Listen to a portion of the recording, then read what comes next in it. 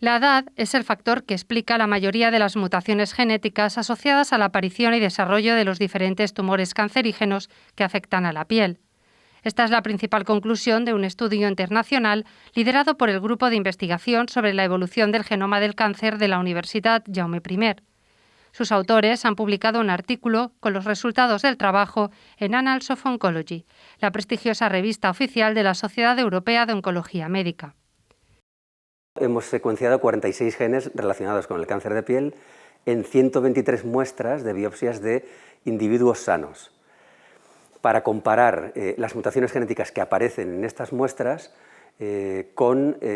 diferentes factores que pueden estar involucrados en su aparición. El fototipo de la piel, es decir, si una persona responde mejor al sol o peor, está detrás de un 17% de las mutaciones que aparecen en la piel normal. Pero sobre todo la edad es la que causa un 55% de las mutaciones, que es un porcentaje muy alto. De acuerdo con las conclusiones del estudio, el envejecimiento no solo está asociado con un aumento exponencial en el número de mutaciones genéticas somáticas acumuladas en la epidermis normal, sino también con la selección y expansión de las mutaciones asociadas al cáncer. Que la edad era importante en la aparición de mutaciones somáticas genéticas en diferentes órganos ya se había visto en otros estudios, pero nosotros pensábamos que en la piel la historia de la exposición solar sería importante y hemos visto que no, que aparte de la edad y del fototipo, del tipo de piel que tiene cada individuo,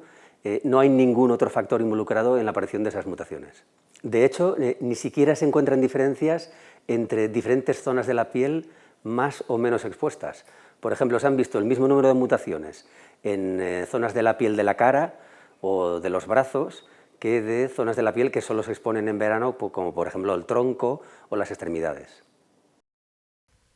Según el estudio, a partir de los 60 años de edad, se agudiza la tendencia a la aparición de mutaciones genéticas relacionadas con la predisposición a tener un cáncer, porque es cuando los sistemas humanos de reparación del ADN empiezan a funcionar mucho peor que en la juventud y primera parte de la edad madura.